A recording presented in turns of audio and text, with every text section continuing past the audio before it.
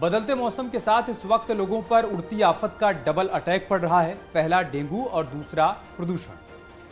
दिल्ली से लेकर यूपी के लगभग हर जिले में डेंगू का कहर देखने को मिल रहा है। यूपी के खासकर 4 जिले प्रयागराज, लखनऊ, अयोध्या और जौनपुर में डेंगू के 1000 से ज्यादा मामले सामने आ चुके हैं।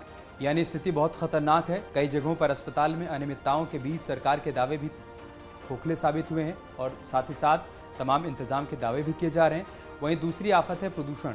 खासकर दिल्ली और एनसीआर समेत लगभग पूरे पश्चिमी यूपी में खुली हवा में सांस लेना मुश्किल हो चुका है। दिल्ली और नोएडा में प्राइमरी स्कूलों को बंद कर दिया गया है। सुबह से लेकर शाम तक स्मॉग हर तरफ छाया हुआ है। कारण है पंजाब और हरियाणा में पराली का जलना। हालांकि ये प्रदूषण का मामला हर साल ही सामने आता है, लेकिन इसके लिए अभी तक कोई ठोस कदम उठाए नहीं गए हैं। सवाल सेहत का है तो लोग इस वक्त डेंगू और प्रदूषण के डबल अटैक से त्रस्त हैं। अब एक एक कर सभी दोनों समस्याओं की बात कर लेते हैं। सबसे पहले बात डेंगू की करते हैं कि कितना डेंजरस हो चुका है इस वक्त डेंगू का डंक। डेंगू का कहर प्रदेश में लगभग हर जिले में देखने को मिल रहा है। कहां इलाज ठीक हो रहा है और कहां पर अनियमितताएं मिली हैं, सरकार का क्या दावा है और जमीन पर क्या स्थिति है, बचाव कैसे करें, लक्षण क्या है, सब आपको बताएंगे। तो बने रहे हमारे साथ और सबसे पहले आपको बताते हैं कि आखिर प्रदेश में डेंगू की स्थिति कहां है, किस जिले में ज्यादा प्रकोप देखने को मिल रहा है। यूपी में अब तक करीब 7000 डेंगू के मरीज सामने आ चुके हैं। पिछले साल इस समय तक 29,000 मरीज थे। पिछले साल की अपेक्षा 4 गुना कम मरीज हैं। प्रयागराज में सबसे ज्यादा डेंगू के मरीज सामने आए हैं। लखनऊ, जौनपुर और अयोध्या में डेंगू का प्रकोप कहीं ज्यादा है। तो सरकारी आंकड़ों के मुताबिक डेंगू का सबसे ज्यादा असर यूपी के 4 जिलों में हुआ है, जिनमें प्रयागराज नंबर 1 पर है। वहीं लखनऊ, अयोध्या और जौनपुर डेंगू संक्रमण के मामले में दूसरे, तीसरे और चौथे पायदान पर हैं। आंकड़ों से समझिए कि कहां कितने संक्रमित मरीज हैं। प्रयागराज में 1170 मरीज हैं, लखनऊ में 1060 हैं, गाजियाबाद में 515 हैं और अयोध्या में 460 मरीज हैं। वहीं जौनपुर में 370 मरीज डेंगू के, प्रतापगढ़ में 243, तो गौतम बुद्ध नगर में भी 155 लोग डेंगू के शिकार अब तक हो चुके हैं। इन आंकड़ों के बीच कई अस्पतालों से चिंताजनक तस्वीरें भी सामने आई हैं। कई जगहों पर डेंगू से मौत का दावा भी किया जा रहा है। देखिए ये रिपोर्ट।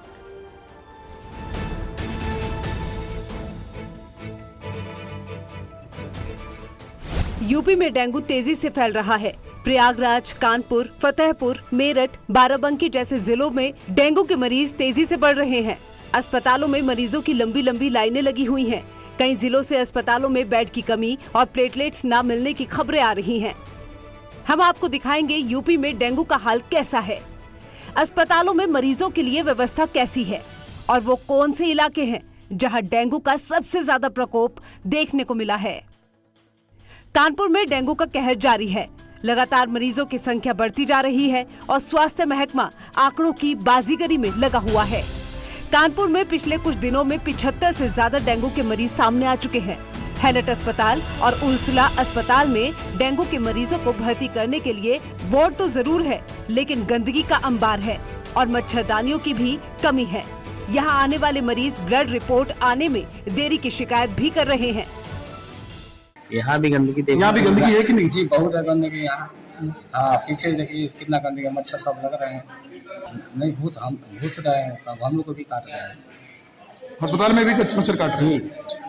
प्रयागराज में डेंगू के सबसे ज्यादा मामले सामने आए हैं। प्रयागराज में सबसे ज्यादा 1171 डेंगू मरीज मिल चुके हैं। प्रयागराज डेंगू के मामले में पहले नंबर पर है। इसके बावजूद अफसरों की लापरवाही थमने का नाम नहीं ले रही। ये हालात तब हैं जबकि इलाहाबाद हाई कोर्ट ने डेंगू के बढ़ते मामलों का स्वतः संज्ञान लिया है और इस मामले में सुनवाई कर रही है। वहीं डिप्टी सीएम ब्रजेश पाठक का कहना है कि डेंगू पर लगाम लगाने के लिए हर कोशिश की जा रही है और इस मुहिम को आंदोलन के रूप में चलाना होगा। ये आपने बताया है, लोगों का ध्यान उसे करना गया हो, लेकिन दवाई पड़ी होगी, नहीं पड़ी है तो हम भी डलवाएंगे और कार्रवाई होगी। तो समस्या क्या है कि सबको जुटना पड़ेगा, आपको भी लगना पड़ेगा। दरअसल ये एक अभियान है, ये जन आंदोलन है। बीमारी किसी एक व्यक्ति के लिए रोकने के लिए नहीं है। जब तक जन जन नहीं जुटेगा, और ये देखिए इंसेफ्लाइटिस पर रोक लगी ना, ऐसे ही डेंगू को हम समाप्त। प्रयागराज में डेंगू का प्रकोप बढ़ता जा रहा है। जिला महिला अस्पताल डफरिन में कार्यरत एक फार्मासिस्ट की पत्नी की डेंगू से मौत के बाद दहशत का माहौल है, तो हॉस्पिटल कर्मचारियों में गुस्सा भी बढ़ा हुआ है। जिसको देखते हुए कर्मचारियों ने हंगामा काटा। हमारे यहाँ के एक फार्मासिस्ट हैं विपिन मिश्रा, उनकी पत्नी बीमार थी और वो छुट्टी के लिए वहाँ पर गए आईसी के पास, उनको छुट्टी नहीं मिला और फिर वो परसों की रात में वो ड्यूटी भी करते रहे, साथ साथ में अपनी पत्नी को यहीं पर एडमिट की है, जबकि यहाँ पे कोई फिजिशियन नहीं है, कोई डेंगू का दवाइयाँ नहीं है, कोई इलाज नहीं है। फिर भी मजबूरी में उन्होंने भर्ती किया। जब यहाँ सीरियस हो गई है तो यहाँ से आनंद अस्पताल ले गए, वहाँ उनकी पत्नी की मृत्यु हो गई। कौशाम्बी जिले में अब डेंगू के डंक ने कहर बरपाना शुरू कर दिया है। जिले में 18 दिनों में 36 लोगों की डेंगू बुखार से मौत की खबर है। डेंगू की रोकथाम के लिए स्वास्थ्य विभाग की तरफ से उठाए जा रहे कदम नाकाफी साबित हो रहे हैं। 48 घंटे के भीतर डेंगू बुखार ने जिले में 13 लोगों की जान ले ली है। आलमचंद इलाके के 3 गांवों में 24 घंटे के भीतर डेंगू से 5 लोगों की मौत से हड़कंप मचा हुआ है। तो चायल तहसील में भी डेंगू बुखार से मरने वालों का आंकड़ा बढ़कर 11 पहुंच चुका है। सिरातू तहसील क्षेत्र में भी कमोबेश ऐसे ही हालात हैं। यहाँ डेंगू बुखार से अब तक 3 बच्चों समेत 12 लोगों की मौत हो चुकी है। हमारे यहाँ जो डेंगू केस होते हैं उसका सैंपल लेके हम लोग एसआर मेडिकल कॉलेज में भेजते हैं। वहाँ से एलाइजा टेस्ट पॉजिटिव आने पर ही हम उसको कंफर्म टेस्ट मांगते हैं। जहाँ तक है प्लेटलेट कम होने के बाद प्लेटलेट किसी भी वायरल फीवर में, मलेरिया में और डेंगू में कम हो जाती है। तो खाली प्लेटलेट के आधार पर हम ये नहीं कह सकते उसको डेंगू है। डेंगू के डंक और मलेरिया के प्रकोप से हरदोई में भी दहशत का माहौल है, लेकिन स्वास्थ्य महकमा गंभीर नजर नहीं आ रहा।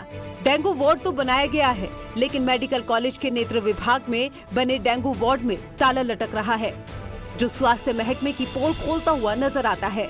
हरदोई में डेंगू मरीजों की संख्या लगातार बढ़ रही है। सरकारी आंकड़ों की माने तो डेंगू के मरीजों की कुल संख्या 67 है। केसेस की बात करें तो अभी तक हमने कुल 3075 लोगों की आईजीएम एलाइजा जो डेंगू की कंफर्मेटरी टेस्ट होता है वो किया है, जिसमें से कुल 65 पेशेंट हमें पॉजिटिव मिले हैं। बुलंदशहर में भी डेंगू के मामले लगातार बढ़ रहे हैं। जिले में 100 से ज्यादा डेंगू के सस्पेक्ट मरीज हैं, जिनका इलाज चल रहा है। डेंगू के प्रकोप को देखते हुए हॉस्पिटल में डेंगू वार्ड बनाए गए हैं, जहां मरीजों की देखभाल के लिए स्पेशल डॉक्टर की टीम गठित कर सभी व्यवस्था की गई है। Bureau report, news 18। अस्पतालों के इंतजाम और इलाज की तस्वीरें आपने देखी। अब आपको बताते हैं कि सरकार डेंगू के रोकथाम के लिए कौन-कौन से कदम उठा रही है। ज्यादा मामले वाले 4 जिलों की जांच होगी, जिनमें प्रयागराज, अयोध्या, लखनऊ और जौनपुर को शामिल किया गया है।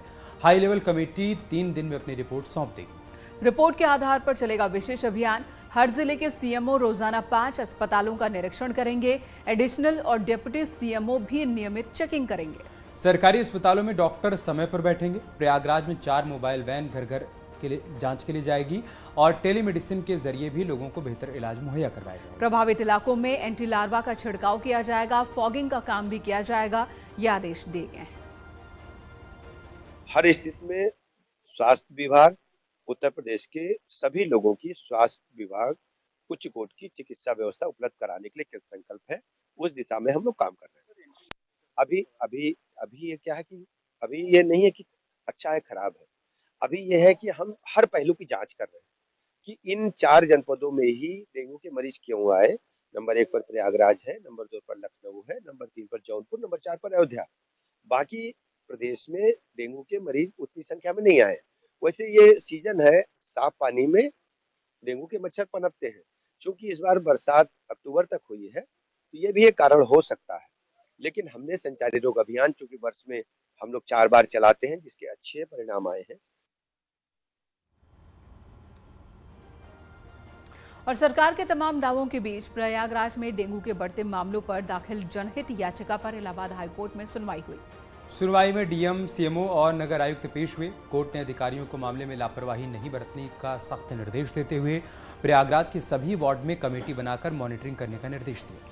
कोर्ट ने अधिकारियों को व्यवस्था सुधारने के लिए 5 दिनों का वक्त दिया है। कोर्ट ने कहा कि अधिकारी फाइलों से निकलकर जमीन पर काम करें और सभी व्यवस्था दुरुस्त कर लें। इस मामले में किसी भी तरह की लापरवाही बर्दाश्त नहीं की जाएगी, कोर्ट ने यह भी साफ कर दिया। कम से कम 100 अधिवक्ताओं ने सारी स्थिति को उनको अवगत कराया डिफरेंट इलाके के कि साहब कहीं कोई काम नहीं हो रहा है। डेंगू की स्थिति से प्रयागराज पूरा तहस नहस हो गया है, बहुत सारे लोगों की डेथ हो रही है और बहुत सारे लोग अधिवक्ता ही नहीं, उनके परिवार के नहीं, समाज के लोग बहुत ज़्यादा सीरियस रूप से डेंगू से अफेक्टेड हैं। कोर्ट ने इसके बाद उन लोगों की क्लास भी लिया और उन लोगों ने आश्वस्त किया है कि मैं एक कमेटी हर वार्ड वाइज छोटे छोटे लेवल में बना करके, जिसमें अधिवक्ता रहेंगे, डॉक्टर्स रहेंगे, सम्मानित लोग रहेंगे, उनसे रिपोर्ट लेकर के बुधवार को पुनः लगाया गया है। और कोर्ट ने कहा कि आने परसों बुधवार के दिन किसी भी प्रकार से होने वाली कोताही का और गड़बड़ का हम बर्दाश्त नहीं करेंगे। कृपया आप पूरा ठीक करके आइए। और चलिए आपको बताते हैं कि आखिर डेंगू के लक्षण क्या क्या होते हैं। तेज बुखार, सर दर्द, शरीर दर्द, शरीर पर लाल चकत्ते आना भी इसके सिम्टम्स में से एक माना जाता है। आंखों में जलन, जोड़ों में तेज दर्द होना, भूख कम लगना, उल्टी होना, चक्कर आना, कमजोरी महसूस होना, ये तमाम लक्षण हैं डेंगू के। बॉडी में प्लेटलेट्स का लगातार कम होते जाना, ये इसका एक व्यापक असर देखने को मिलता है। जो कोई डेंगू संक्रमित हो जाता है उसमें ये लक्षण भी देखने को मिलता है। अब सवाल है कि डेंगू से बचे कैसे, ये सबसे अहम सवाल है और इस सवाल का जो जवाब है ध्यान से सुनिए। आसपास स्वच्छता बनाए रखिए, कहीं भी पानी जमा ना होने दें। इसके अलावा सोते वक्त मच्छरदानी का इस्तेमाल करें। हल्के लक्षण दिखे तो डॉक्टर के पास चले जाएं। तरल पदार्थ ज्यादा पानी पिए।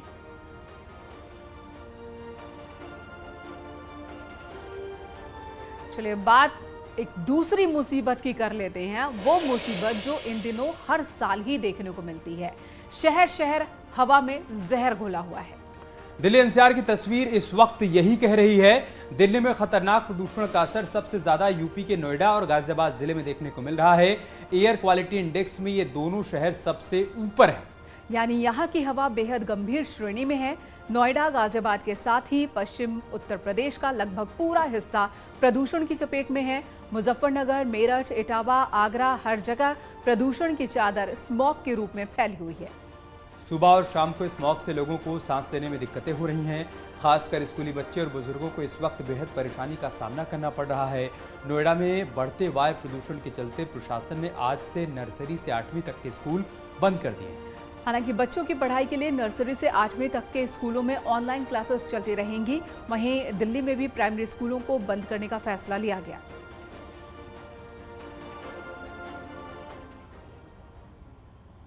अब आपको बताते हैं कि किस शहर का एयर क्वालिटी किस तरह का, किस स्तर का है।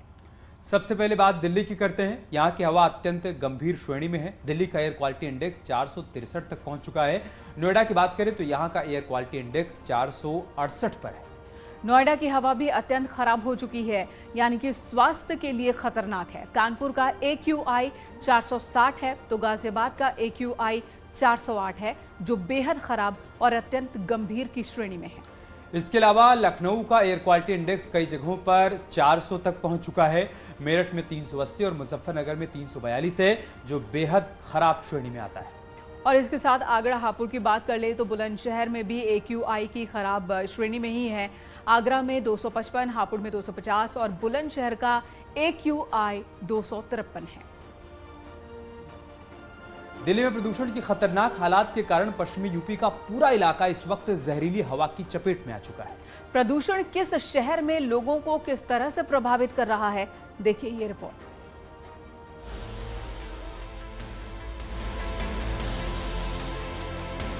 दिल्ली एनसीआर समेत पश्चिमी यूपी का लगभग पूरा इलाका खतरनाक प्रदूषण की चपेट में है।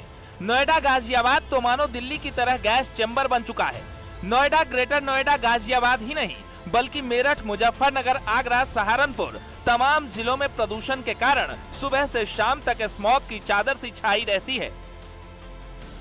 दिल्ली और एनसीआर में प्रदूषण भयावह बना हुआ है। नोएडा और ग्रेटर नोएडा के भी हालात बदतर हैं। आप देख सकते हैं सुबह का वक्त है, नोएडा धुंध से छाया हुआ है। यहाँ का भी AQI 400 पार है। ये स्थिति लगातार पिछले 5-6 दिनों से बनी हुई है। ऐसे में लोगों का जीना मुहाल हो गया है। खासकर छोटे बच्चों को प्रदूषण से बचाने के लिए जिला प्रशासन ने आज से स्कूल बंद कर दिए हैं। कक्षा 8 तक के स्कूल 8 नवंबर तक बंद कर दिए गए हैं। आउटडोर एक्टिविटी इनमें बंद है। अब इन बच्चों को शिक्षक ऑनलाइन ही शिक्षा दे सकते हैं। आउटडोर कोई एक्टिविटी स्कूलों में नहीं होगी। इसको लेकर सख्त निर्देश जारी किए गए हैं। नोएडा, ग्रेटर नोएडा से भी भयावह तस्वीर गाजियाबाद से देखने को मिली। स्मॉग की चादर में लिपटा गाजियाबाद सुबह के वक्त मानो गुमसा हो गया, जैसे गगनचुंबी इमारतों को प्रदूषण का ग्रहण लग गया हो। आज गाजियाबाद का AQI लेवल 407 दर्ज किया गया है, जो कि रेड जोन में आता है और बेहद ही खतरनाक भी है। तस्वीरें आपको दिखाना चाहूँगा। गाजियाबाद की जो गगनचुंबी इमारतें हैं उनकी मैं बात अगर यहाँ करूँ तो वो गगनचुंबी इमारतें भी इस स्मॉग के चलते धुंधली नजर आ रही हैं। तो ये समस्या हर साल की है, ना तो सरकार के दावे सच साबित होते हैं, ना ही प्रशासन की कोई तैयारी नजर आती है इसे लेकर। आगे बढ़ते हैं। शिवपाल यादव का अगला कदम क्या होगा ये कहना मुश्किल है, लेकिन पिछले कुछ दिनों से उनके बयान से जाहिर है कि वो फिलहाल 2 नावों पर सवार होकर सियासी भंवर को पार करना चाहते हैं। एक तरफ अखिलेश के जवाब का इंतजार भी कर रहे हैं, तो दूसरी ओर अपनी पार्टी को मजबूत करने की भी बात कह रहे हैं, लेकिन अब वो और उन्होंने मीडिया से दूरी बना ली है। अब सवाल यह है कि कल तक मैनपुरी से उतरने की बात कहने वाले शिवपाल यादव अचानक से मीडिया में कुछ भी बोलने को तैयार क्यों नहीं है।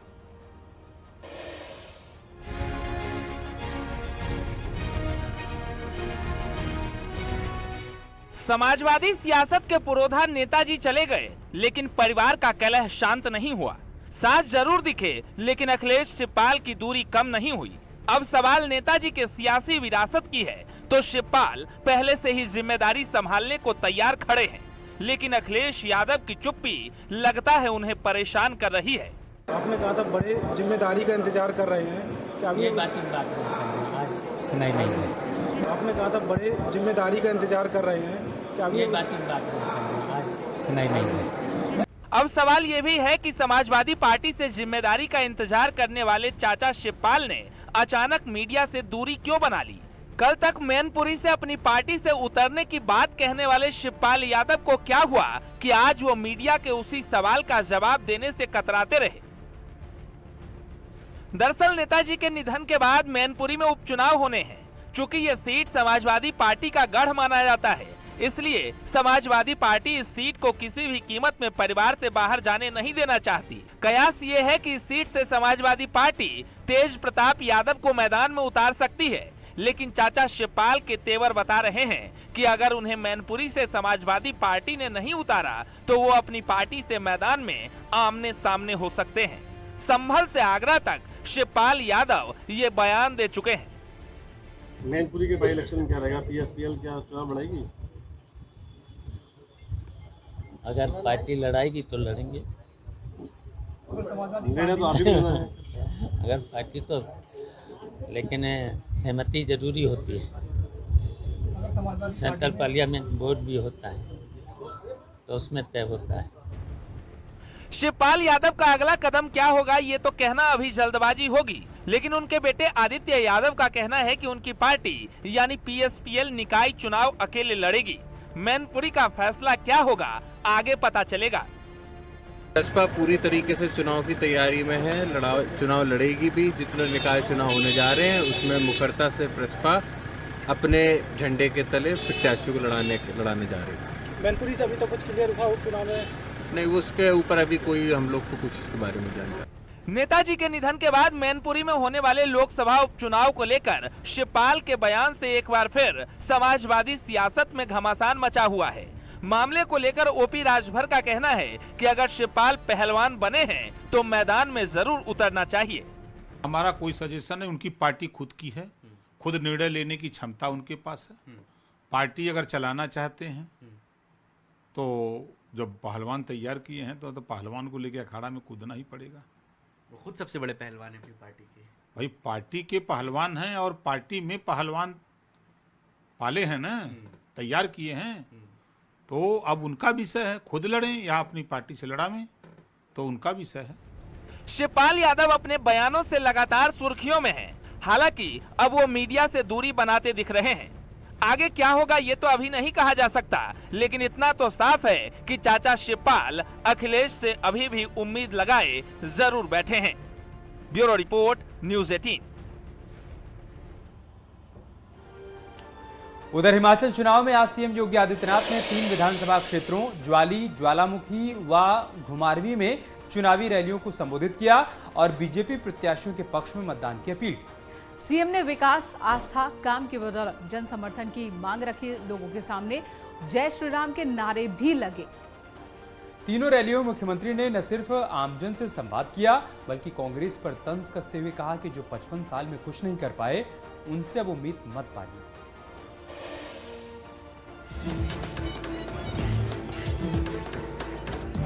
हिमाचल के चुनावी रण में सीएम योगी की हुंकार। 12 नवंबर के लिए क्या आप सभी सहमत हैं? भारी बहुमत से विजयी बनाएंगे। ज्वाली से घुमारवी तक जय श्री राम की गूंज। 30 करोड़ की आबादी में 403 विधानसभा है हमारे पास। कांग्रेस कितनी सीट जीती मालूम आपको?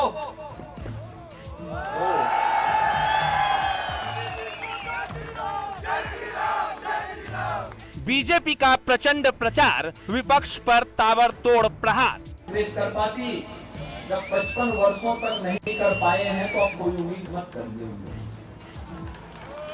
कोई उम्मीद मत करिए।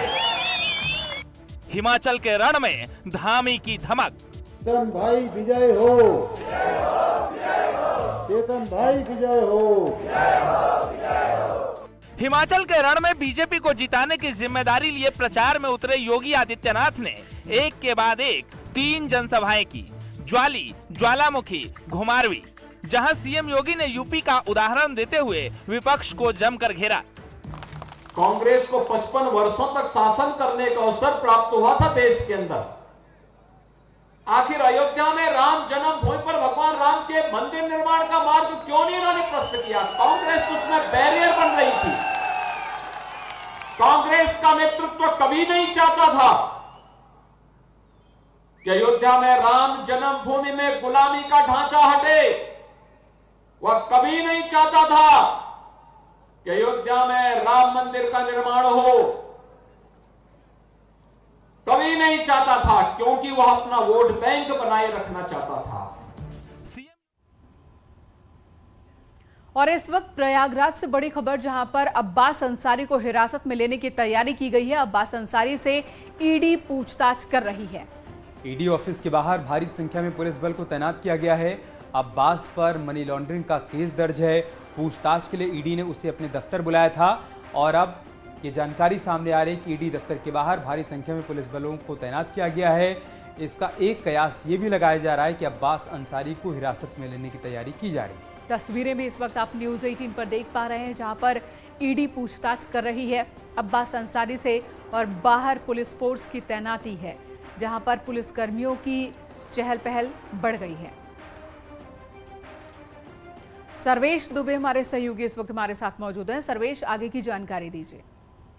देखिए, मैं आपको बता दूं कि मुख्तार अंसारी बादा जेल में बंद है। उनके खिलाफ ईडी ने 3 मामलों को लेकर मामला दर्ज किया था और उस मामले में खुद जो है बादा जेल जाकर ईडी ने मुख्तार अंसारी से पूछताछ की थी और उसके बाद उनके बेटे अब्बास अंसारी से भी पहले पूछताछ हो चुकी है। उनके भाई अफजाल अंसारी से पूछताछ हो चुकी है और आज देर शाम ये खबर अभी आई है कि ईडी दफ्तर अब्बास को बुलाया गया है और ईडी के जो अधिकारी हैं वो अब्बास अंसारी से पूछताछ कर रहे हैं और बाहर ईडी दफ्तर के पुलिस फोर्स तैनात की गई है भारी संख्या में।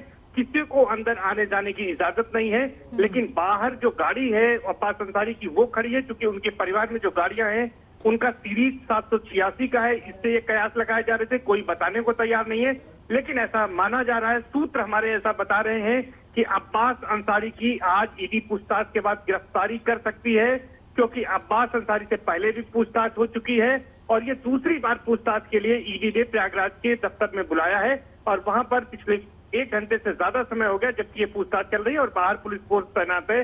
और मैं आपको बता दूं कि जो मामले थे, कुछ लखनऊ का मामला था, मऊ का मामला था, इन तमाम मामलों में जो जमीन की खरीद फरोख्त थी, इन सब मामलों को लेकर मुख्तार अंसारी के खिलाफ ईडी ने मुकदमा दर्ज किया था और उस मामले के दर्ज करने के बाद पूछताछ परिवार के लोगों से शुरू हुई थी और कुछ दिन पहले ही मुख्तार अंसारी के कई ठिकानों पर एक साथ छापेमारी की भी कार्रवाई हुई थी। तो ये उसी कार्रवाई से जोड़कर इसको देखा जा रहा है। जी आप ये बता रहे हैं, सर्वेश की सूत्र बता रहे हैं कि हिरासत में लेने की तैयारी चल रही है। ऐसे क्या संकेत मिले हैं जिसके आधार पर यह माना जाए कि इस कयास को बल मिल रहा है कि उसको हिरासत में ले लिया जाएगा? किस तरीके के सवाल किए गए इस पूछताछ के दौरान, उसके बारे में कोई जानकारी मिल पाई है क्या? देखिए, मैं आपको बता दूं कि कयास इसलिए भी लगाए जा रहे हैं क्योंकि पहले अब्बास अंसारी से पूछताछ हो चुकी है और इनके परिवार के तमाम जो सदस्य हैं उनसे पूछताछ हो चुकी है और दूसरी बार बुलाया गया है। तो इसलिए ये कयास लगाए जा रहे हैं कि आज ईडी पूछताछ के बाद गिरफ्तार कर सकती है, क्योंकि लंबे समय से ईडी इस मामले में जांच कर रही थी और परिवार के तमाम सदस्यों से पूछताछ कर रही है। खुद मुख्तार अंसारी से नवंबर 21 में ही बादा जेल में जाकर पुलिस ईडी पूछताछ कर चुकी है। तो सर्वेश, इस वक्त अब्बास अंसारी के साथ क्या परिवार का कोई और सदस्य भी आया है ईडी दफ्तर, या अकेले ही अब्बास अंसारी आए हैं? देखिए, अगर उनके साथ कोई आया है तो वो बाहर होगा। ड्राइवर गाड़ी चूंकि थाने के पास, सिविल लाइन थाने के पास बाहर खड़ी है, लेकिन अंदर पूछताछ में ये सोर्सेज हमारे बता रहे हैं कि सिर्फ अब्बास अंसारी ही अंदर मौजूद हैं और उन्हीं से पूछताछ फिलहाल चल रही है और उन्हीं से अभी पूछताछ चल रही है। और ये सूत्र बता रहे हैं कि अब्बास अंसारी की इसके बाद गिरफ्तारी हो सकती है, क्योंकि जिस तरह की सुरक्षा व्यवस्था कड़ी कर दी गई है, तमाम जो पुलिस फोर्स है उनको तैनात किया गया है, किसी को आने जाने की इजाजत नहीं दी जा रही है। तो इस तरह से ये संकेत मिल रहे हैं। जी, अब इस बड़ी खबर पर नजर बनाए रखिएगा सर्वेश, हम आपके पास आएंगे अपडेट के लिए। बहुत शुक्रिया आपका हमारे साथ जुड़ने के लिए और जानकारी हम तक पहुंचाने के लिए। यार रुक रहे हैं छोटे से ब्रेक के लिए, खबरों का सिलसिला जारी है।